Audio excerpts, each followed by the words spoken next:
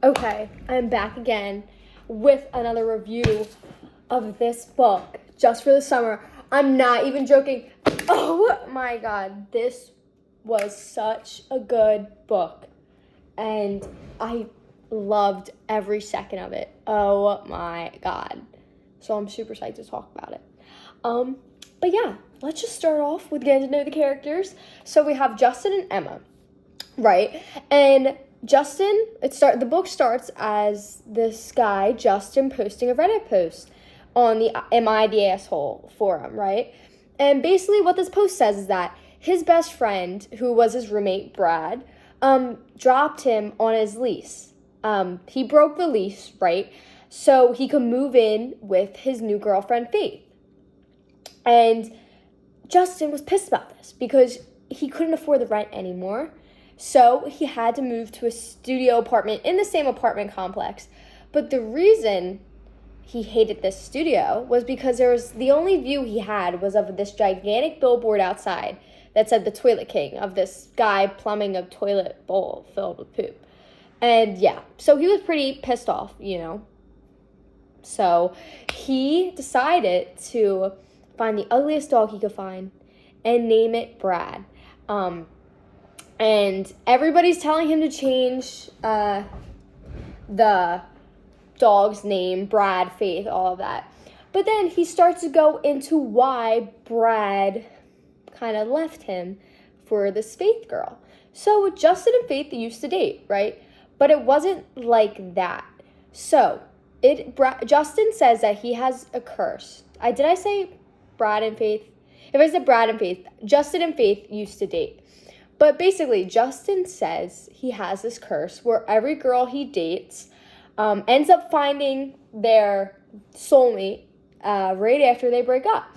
And at this point, I don't even think it was anything. Like, girls started, hearing about his special charm. So they would kind of just date for a month and then break it off, right? But the guy who Faith happened to fall in love with was Brad. And Brad dropped Justin to move in with Faith. But that wasn't even the point of the whole post, obviously. It was talking about the dog. But then we're taken to Colorado, and we meet this traveling nurse named Emma, and her best friend, Maddie. And her best friend finds this Reddit post and is like, oh, Emma, this guy has exactly what you have. And she's like, what? So Emma also has the same thing where every guy she tends to date finds the love of their life right after they break up, right? And Maddie was like, you should reach out to him and stuff. And she starts talking to him, and I think at first he thought she was just trying, because he said all of his DMs were girls being like, hey, would you want to, get together so I can find the love of my life, But she was like, no, I have the same thing. And he was like, okay, send a photo of you putting up the number 4 with your hands. She does it, and he's like immediately, she's very pretty and attractive, so he's like immediately kind of like, oh, wow. And Maddie finds out all of his information in this 5-minute span too, and then Emma sees a photo of him, and he's like, oh, he's attractive too, And yeah, so that's where it kind of is. And then as time goes on, they start texting a little bit more. And then Justin talks to his best friend, Brad, and their other best friend, Benny, about the whole situation. And he was like, hey, one of his friends suggested, hey, maybe this could be, you try it out, just date her for a month, and it canceled out the spell, the curse, and you will find the love of your life, Why not? So, Justin brings it up to Emma, right? And she thinks about it, and she's like, oh, well, these are the rules. So the rules would be 4 dates. 4 dates, right? The guy always kisses Emma first. And it has to be an open mouth kiss. There's another thing. It's going to last a month, and then they break it off, right? So we were just thinking about this, but Emma didn't think that she would really be able to do it, because she was a traveling nurse and her next contract was in Hawaii. And Justin lives in Minnesota, and it's summer in Minnesota, and it's only going to be nice for like 3 months. And then Emma starts thinking about it more. So then eventually she asks her best friend Maddie, like, hey, why not let's try this out? Like, I'll let you pick where we go for the next 2 trips that we go, please. Like, I just want to try this out. And Maddie was not really into it, but she was like, hey, I never seen you act like this towards a guy, so let's do it. So they get a contract, a 6-week contract in Minnesota, and Emma surprises Justin. And at this point, like, you can really see he's starting to like her a lot and stuff. And even that with Emma, like, it's like, yeah. So they meet up, and they start like, hey, let's figure out the whole date situation. And he just goes above and beyond. He sends her these, like, forms, like, okay, like, all these he really fucking likes her. Oh, my gosh. I fucking love Justin. I seriously do. But, yeah, and they start their journey for their dating curse-breaking thing.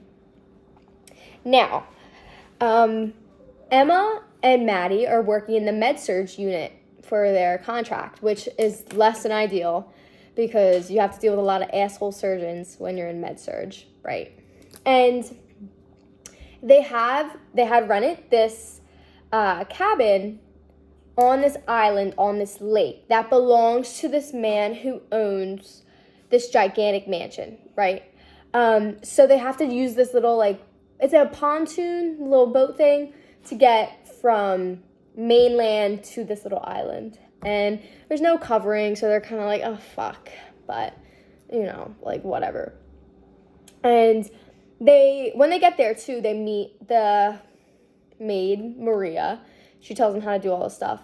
And then, so they go to the cottage, and all of a sudden, Emma gets a text from her mom. I fucking hate her mom. I wanted to strangle this bitch the entire fucking time. Oh my god. Ugh, like, actually fucking angers me. I'm gonna flip a fucking table. I'm actually so fucking angered by this dumbass bitch. Ugh. Anyways, Emma had a very fucking horrible life growing up. Okay? Her mom was absent, and her mom was a fucking bitch, and her mom did not care nor love her.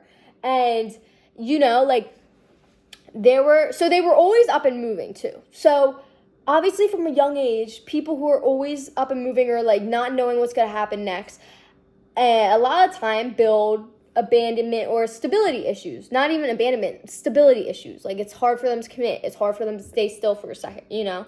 It's hard, trust, all of that.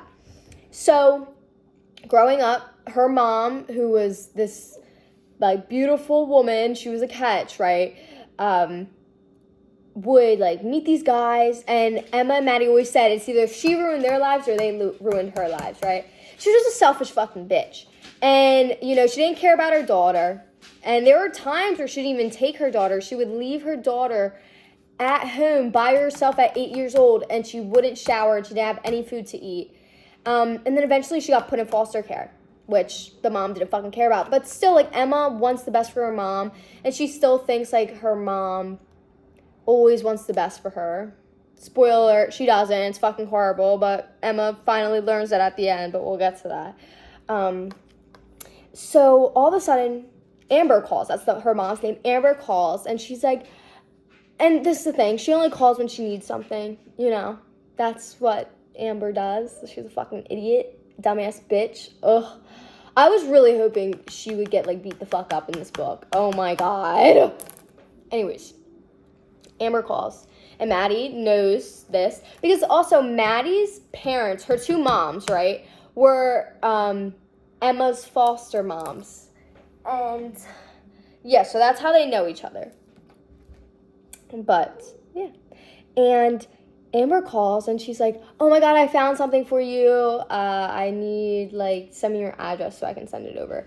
And Amber really only calls when it benefits herself. If she needs money, if she fucking has nowhere to go. You know what I mean? And Emma just says how she just always was stressed out when she didn't know when her mom was calling, like where her mom was, because it's not like her mom would be like, hey, I'm going to be like in Daytona Beach. You know what I mean? She would just be fucking MIA. And it stressed the shit out of Emma. But then even when she knew that she was there, she was like, oh, it's still probably going to be bad because she knows how her mom is. But she wants to love her mom, and she does love her mom. It's just very hard for her, you know.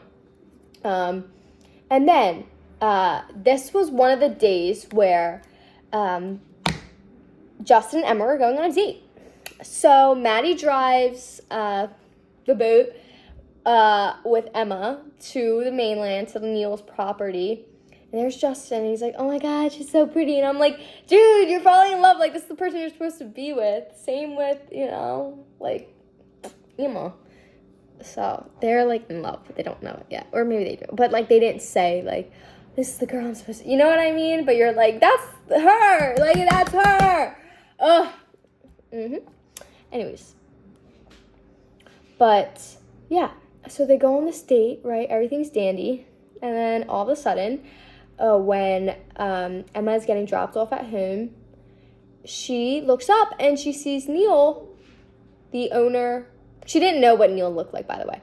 But she sees Neil driving his yacht out on the lake, and she sees this woman waving at her. It's fucking Amber! It's Amber. Oh my God. So Maddie comes to the conclusion, she's there watching this all unfold because she was picking up Emma. She was like, oh, your mom saw that big house. And she was like, I'm going to go here, right?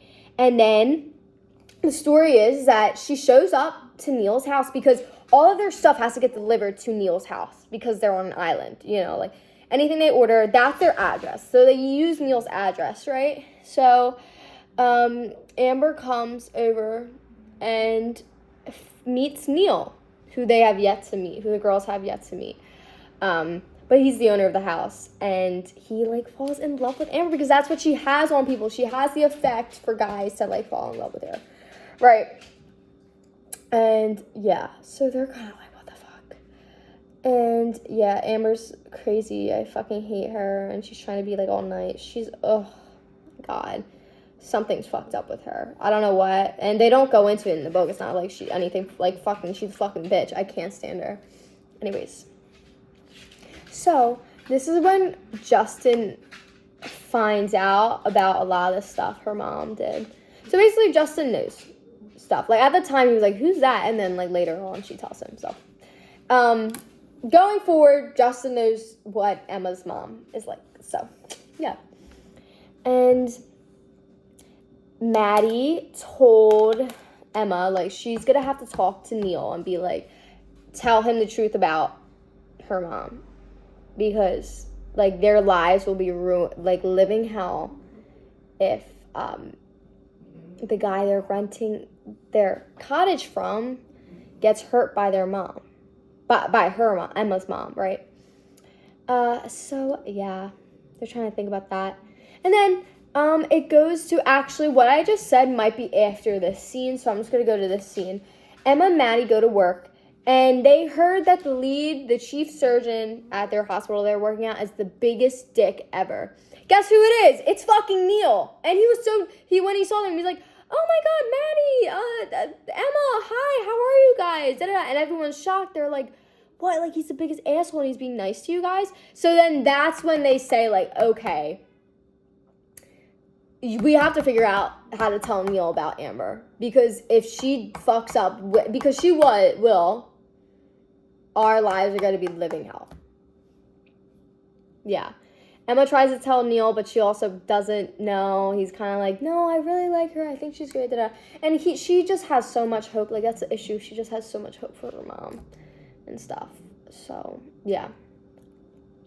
But then we get more info on Justin.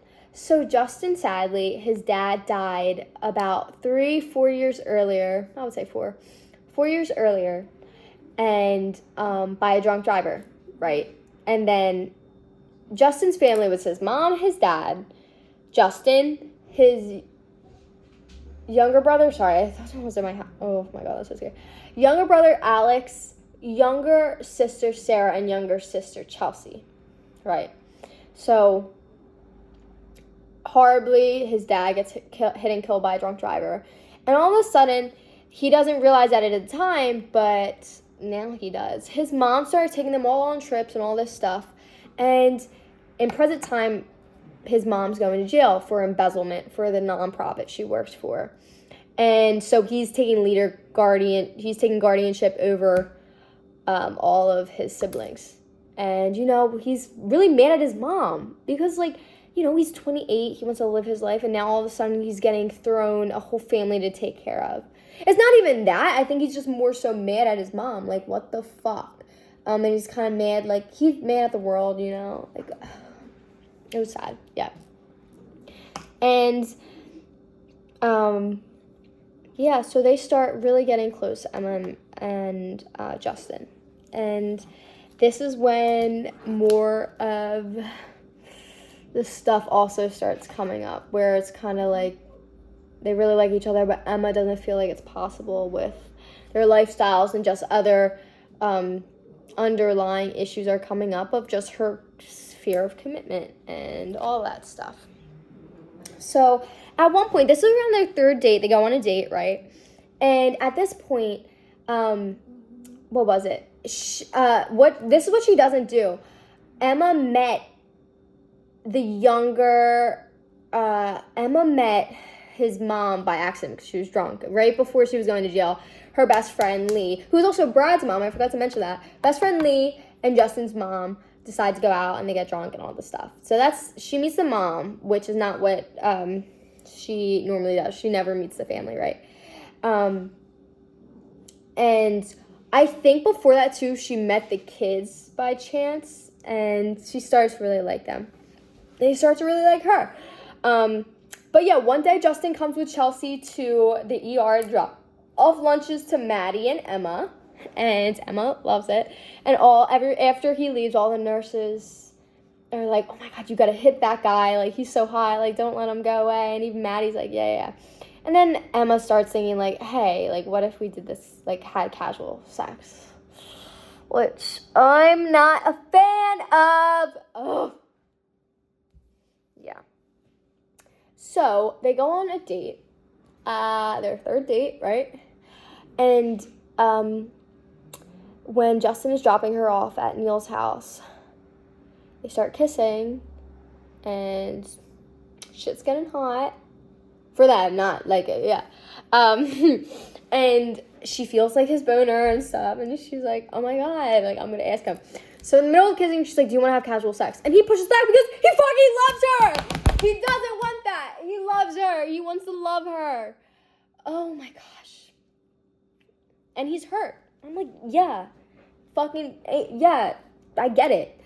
And they get in a fight. And not like, fuck you, but kind of like, I'm going to need some time. And for a week, they did their obligatory, I'm just going to say mandatory. They had to keep in contact with each other every single day, too. I forgot to mention, that was the other rule. So they would do their mandatory, like good morning, good night, all that stuff. And yeah, then one day, when Maddie leaves to go to her mom's anniversary thing that Emma did not want to go to. So Emma's on the island for like 4 days by herself. One day she wakes up and she feels horrible. She starts throwing up all this stuff. She has the norovirus, which is the nasty ass stomach. Oh God, no, never again. Yeah. And she eventually texts Justin, like, not feeling too good today, all this stuff. And he immediately calls her, doesn't pick up. And he keeps calling her, and she starts to pass out, right? And she can't do anything because she's not going to be able to drive the boat. It's too dangerous, right? She doesn't have any food in the house. No medicine, all of that. And then finally, she picks up the phone. She's like, Justin, I can't. I feel so sad. And passes out. So it pans to Justin's view, and he's like, I gotta go get her. I need to help her. I need to help her. And yeah, so he races over. Also, at this time, Amber and Neil had a fight. And then Neil's doing all this self-discovery, so he's trying to, like, not fight back. So he took Amber to fucking Mexico, Cancun or something, shit like that. So they're gone too. But Justin comes driving over, and asks, like, bangs on the door, like, asking Maria, like, hey, do you know where Neil keeps the keys to his yacht or something? She's like, no, they keep them locked in a safe. And it's like, is there anything, like a kayak, canoe? Nothing. And then Justin sees this unicorn pool floaty. And it's like, that's my best bet. So he gets his pool floaty, and he fucking, like, and a oar, like a paddle, and he, like, paddles over. It takes him, like, an hour, but he gets there, and he finds Emma. She's in horrible shape. So he calls his best friend Benny's sister, is like an EMT practitioner or something, not an EMT, but like a practitioner, and so he calls them to come over, and he picks them up in the boat, yada yada. And then it flips to Emma's point of view, where she's waking up, and the Benny's sister Brianna and her husband are there, and they're giving her fluids and all this stuff, and Justin's there looking so worried and all that. And they're like, yeah, you had the norovirus, all this stuff. And yeah, so Justin, like, saves her. But she just spends the rest of the day recovering, right? And Justin doesn't fucking leave! He doesn't leave. Oh my god, I love him. And he just takes care of her and all this stuff. And she would, like, wake up, go in the living room. He was there working, and she would be like, you know, like, I'm so sick. Like, the norovirus is transmittable. Like, and he's like, I don't care about that. I just want to make sure you're okay. And yeah. And so, yeah, and then eventually she wakes up at 3 a.m. and she sees a glass of water next to her bed. And she goes out into the living room, and Justin's not there. She goes to Maddie's room, Justin's not there, and she's really sad. She goes back to her room, and Justin is sleeping on this fucking tiniest window bench. Oh my god! He didn't leave her. Then she nudges him awake and is like, come to bed, like, get in bed. Like, yes. Get the fuck in the bed! Yeah, so they fall asleep, like, screaming at each other. So, my god. And then they wake up, and guess who gets sick? Justin gets sick! Yay! They get to spend the next 4 days together, 3 extra days together. So it's great, and they would just, like, throw up together. Then she took care of him, and then they started feeling better, and they were just watching movies and all this stuff. And I think the last night they ended up having sex, but it wasn't like it felt like, it wasn't like just like a casual, you know, like, Emma started to realize, like, hey, I really, really like this guy. She's not gonna say I love, but that's what she was feeling, you know. And Justin was really feeling it too, like, I want to be with her forever and ever and ever. Yeah. And then Maddie comes home, sees them in bed, kissing, and she's like, like, I fuck it up, like, yeah. So, trying to think what, okay. A little bit later, I think this is what happens, like, what they were doing, I mean. A little bit later, was it their 4th date? It might have not been, I don't know. But a little bit later, Justin and Emma were together. And then all of a sudden, Emma gets a call from Maria, the housekeeper, and it's like, you gotta get here now, or I'm calling the cops, your mom's going fucking ballistic. So they race home. Emma finds her mom throwing all of Neil's clothes, because she's a fucking cunt! Throwing all of Neil's clothes on his backyard, and all that. Sorry, beans. And she calms him down, like, her mom's just a fucking piece of shit, and, like, doesn't take responsibility. And Justin, this is when he really sees, like, Emma only loves her, she doesn't love her back, and how, when she fucks up, she knows Emma's gonna deal with it, because she's been doing that her entire life. So Emma tries to calm her mom down, and her mom just, like, goes to sleep. Like, she gets her mom in bed, and her mom's a piece of shit, and she's just, like, she doesn't have to worry about cleaning it up, because she knows Emma will, and Justin, like, really fucking hates mom, and I'm like, me too, bitch. Oh my god! Yeah. And then Emma's just having like a breakdown. And what Emma says is like when she deals with like really hard stuff like this, it's mostly always with her mom, she gets small. Because it makes sense. Like she was fucking neglected her entire life and she doesn't trust anybody and she's scared of stability and she's always on the move, always on the run because that's all she kind of knew.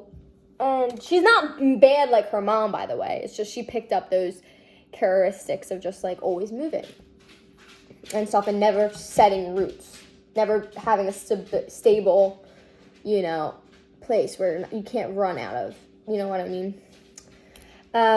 And she says basically whenever she feels like really hurt, she gets small and she doesn't want anybody on her island. That's what she says. She says she built this type of person inside her where nobody can hurt her. She doesn't need anybody else. And she can just be there by herself. And yeah, so she starts to feel small. And Maddie has been telling Justin, like, you can't leave her when she gets small. You got to give her space, but you can't leave her because she'll run away and you won't ever get her back, right? And yeah, so all three of them clean up the mess that her awful mom made while she sleeps because she knows, like, she doesn't have to worry about any of her fucking consequences, right? And when they come back, oh, I remember.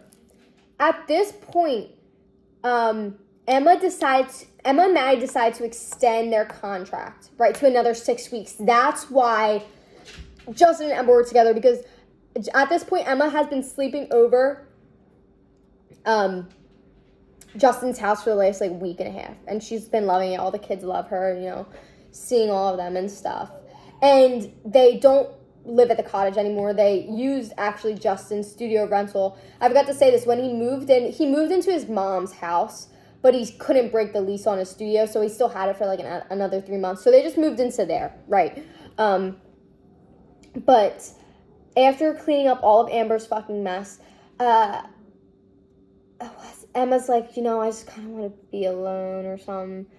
Like, I might just go back to the house. And Maddie was like, no, you go with Justin and stay with him, right? And Justin takes care of her. And a couple days later, she starts feeling really good again, right? And then they talk about Maddie and Justin and Emma talk about just like what happened. And they bring up a DNA test that Emma took right when they got to Minnesota. So growing up, Amber told Emma, you have no family. Your dad was a married man and didn't want any kids. No grandparents, they're dead. No aunts, no uncles, no nieces, no nephews, none of that, right? So she got these results back a little bit ago, but she didn't want to open them. And now, Maddie and Justin are kind of like, hey, you should see if you have any relatives, right? So they open it up. And all of a sudden, she pops, when they get to the relatives page, the name Amber Grant pops up. She's like, oh, my mom took a DNA test. Then all of a sudden, a Daniel Grant pops up. And mind you, this was Emma's birthday when she decided to open this up, because she celebrated with the whole Amber throwing shit out the window. That was the day before her birthday. So she stayed over Justin's, and in the morning they had a little, like, birthday breakfast and all that stuff.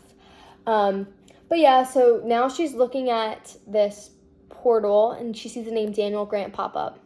And she clicks it, and it says half-brother. Dude, the fucking anger I had in my fucking bones. Now, I'm saying, like, this, not even, like, I'm so happy they don't fucking do this, where they try and make you feel bad. No, they paint this bitch out to be a bitch. Like, they don't say, like, if anything fucking happened to her. She's, like, mentally fucking ill. But she just telling you she's a fucking asshole, and that's it. It's not like anything happened to her that they, like, is like, oh, well, that kind of... No, she's a fucking crazy, asshole, selfish bitch. So, she finds out she has a half-brother, and then she starts to see two other names pop up. Both aunts, I'm pretty sure. Aunts or, like, yeah. Oh, my God. Guess what? All of a sudden, right when she's about to message Daniel, after Maddie and Justin were like, hey, you should message him, she gets a message from him. And it says, oh my God, is Amber your mom? She's like, yeah. She's like, he's like, can we meet, right? He also lives in Minnesota. Well, out of all the states, he's in Minnesota. 2 hours away. So he meets up. So they drive 2 hours to meet him. And she learns that Amber had a loving family with many, many relatives. And Amber gave birth to Daniel when she was 15. And Daniel's grandparents took care of him for the bulk of his life. And they died 8 years ago. So Emma was like in her 20s when they died. So she had 20 years of not knowing her grandparents. It's fucking heartbreaking. And obviously they didn't know her too, because no grandparent would be like no, they loved Daniel. And this just made me so angry, because there was no reason at all for her mom to do this except that she's selfish and she's fucking insane. Not a single reason. Like, that's the heartbreaking part. Not saying, like, I still wouldn't give sympathy if it was, like, like, she's something horrible. But still, it would make nothing. She's just a horrible fucking person. And she asked him, like, did you have a good childhood growing up? And he said, I had the best. And that fucking broke my heart. And just knowing, and she said this too, like, she got everything stolen from her. She got family stolen from her grandparents, cousins. And Daniel was showing her this photo book, right, of all their photos. And everybody just looked so happy. And then all of a sudden, there's a photo of her mom. And the caption reads, July 4th. And the year it took place made Emma 8 years old. This scumbag of a bitch went back to her house with her loving family while she left her daughter home alone to fend for herself at 8 fucking years old, and was eating fucking hot dogs, laughing, giggling. I fucking had it. I bitch, I don't even know. I'm like physically getting like, oh. So she has a fucking panic attack, right? Runs out. She's like, I need to get out of here. And she said she feels like the smallest she's ever felt. Because she realizes this lady does not love me. She kept me from people who would have loved me. She's a fucking horrible person. They drive all the way back to Neil's house. Maddie and Justin go in the boathouse while Emma confronts her mom. Mom barely gives her an answer. She's like, you never fucking loved me, da-da-da. And right when she's leaving, she's like, Emma, I did love you. No, the fuck you didn't! And Emma said it, thank God, because she's like, no, you did not love me. You just needed, I forgot what she said, but it was like, period. So the mom doesn't fucking love her. She's a selfish bitch, and no explanation given except she's fucking fucked up. Not like gonna like feel bad for her fucked up, like something happened, no. And I'm honestly glad they didn't fucking talk about that, because fuck you. Like, I don't want any sympathy for this bitch, right? And this happens maybe in like a 15-minute span, right? And Emma decides, you know what? I'm up. I'm leaving. I'm out. So she calls an Uber, gets her luggage, and heads to the airport. And at this point, it goes to Justin and Maddie in the boathouse for an hour. So Maddie was like 30 minutes gone, 45 minutes gone at this point. And they don't know. They're like, we don't know what to do, right? Maddie put air tags in Emma's luggage, because she knows, like, if Emma ever was leaving, she would always say, she said her life fit into 2 suitcases. Emma always said that, so she knew she would be on the move if her suitcases were moving, and she saw, like, okay, she's going to the airport. They run, and Maddie's like, go home. I'll text you when it's time to talk to you, right? So then it goes to Emma, right? And she's in a hotel and she can't eat. She's just so horribly, can't even describe the emotions you would feel if knowing your entire life was a lie and was stolen from you and was curated by a fucking horrible person for their benefit. I don't know what the fuck yeah. So Emma's in this hotel room. Maddie finds her. She's like, hey, like, I'm here for you, you know, all this stuff. And then Emma comes to the conclusion, like, I can't be with Justin. I'm too hurt for him to have to deal with that, and his kids to have to see that, his siblings, and I just can't be with him. And then she texted him, like, can we talk tomorrow at your house? Or it might have been the next day, the day they talked or something. So she's in his house and she tells him, like, I just can't be with you anymore. I can't hurt, like, I don't want to hurt you guys. And he's like, no, we'll work through it, right? And shit's over. And 6 months jumps in the future, right? And when in the hotel room, Maddie said to her, like, I have a place for you, like, for their next contract. It's like, I know the perfect place for you that you've been needing to be. So 6 months later, they're in the town that the Daniel Grant, her half-brother, was in, who they visited, and the Grant house and stuff. It was Wacon, something like that, Minnesota. It was 2 hours away from Minneapolis. And so they're living in the Grant house, you know, Daniel and his wife agreed to, you know, let her stay there and all that stuff. And Emma has been doing some healing, you know, been going to therapy, all this stuff.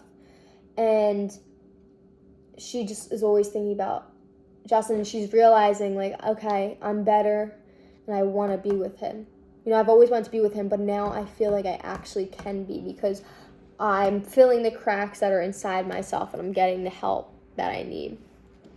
But they've been virtually, like, no contact since that whole situation happened. And she's like, oh, God, he might have another girlfriend, all this stuff. And she tells her coworker, like, hey, I have an appointment. She's actually driving 2 hours to Minneapolis, right? And she's just thinking, like, even if he doesn't want to see me, I'm still going to tell him everything and that I love him and all this stuff. And when she's about 20 minutes away, she gets a call from Sarah, his younger brother. And it's so weird because, like, she hasn't, like, they would snap each other and stuff, but, yeah. And she's like, hey, like, she was put on, when she was with the kids, she was made an emergency contact, and Justin never took her off. And she was like, hey, I just got my period. Can you please pick me up? Like, I can't have Lee pick me up. I can't have Justin pick me up. And she was like, yeah, I'll be there in 20 minutes. So, you know, she gets Sarah, and they get some food, and she gets her, like, period products. And then Sarah tells her, like, you know, we all miss you so much, and Justin miss you, and we love you so much. And she was kind of more expecting her to be like, I hate you, but, like, they loved her so much. And then Emma starts realizing, like, these people love her. People love her. Her mom didn't, but these people love her, and that says a lot. How, like, no matter how old you are, love will show, and you'll know it. And I think she's like, holy shit. So she takes Sarah home, and then it goes to Justin's point of view, and Sarah runs upstairs to him and is like, hey, can you just come downstairs for a minute? And he's like, why are you? And she's like, just come downstairs. And then she sees Emma on his couch holding Chelsea, who has a fever. That's why he was home, is because Chelsea had a fever. And Brad, his dog, cuddled up to her, and she was like, you know, he has a fever, and he's just kind of speechless. And then they go into the kitchen, right? And she's like, oh, Sarah got her period. And immediately, Justin's heart kind of drops, like, oh, she wasn't here for me at all. She's only here because she had to help Sarah. And then he's like, but why was she even in Minneapolis? Like, is she seeing someone? All of a sudden, she asks him if he's seeing anyone. He's like, no, I'm not. And then he asks her if she's seeing anyone. She's like, no, I'm not. And yeah. So then all of a sudden he says, I wish you didn't come here. And she was like, okay, I'll go then. And I think it was so amazing because she kept saying to herself, even if he doesn't want me here, that's fine. But old Emma 6 months ago wouldn't have had the balls to come here, and I did. Amen. So when she's walking out, she just turns and tells him, like, I was coming here to see you, you know, I'm in love with you, and I've been working on myself, and I just want to love you so much, and I know you don't want me here, and I'll leave, and all this stuff. I love you so much, and I want to be with you, and I have a permanent job now, and I want to be stable, and I miss the kids, and I miss you, and I just love you so, so much, and it's been so hard for me to say I love you, but I love you. And, you know, he starts, like, welling up in the eyes, and he's just, like, staring at her. And then she's like, also, by the way, I'm not leaving until I check Chelsea's eardrums to make sure she doesn't have an ear infection. So she goes by him, and then she pulls her around. He's like, please don't leave. I'm begging you. Please don't leave me again. And she's like, I'm not going to leave. Oh, my God. Oh, my God. I fucking can't. Oh, my gosh. Here. And then, let's see.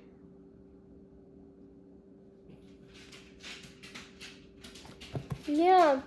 So we get together, and then the epilogue is him 2 years later posting on Reddit how he proposed to his girlfriend in front of a Toilet King billboard, just because that's kind of like how this all happened. It had a really significant part in their relationship. And she said yes!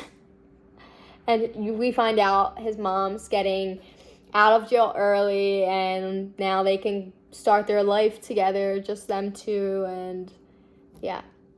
So it was amazing. I don't know how this video is going to upload to, my knee. How it's going to upload to YouTube, but I'm going to figure it out because this book, and it just made me, like, I love you, Carter, so much, and I miss you so much. The whole time I was thinking about you. So, yeah.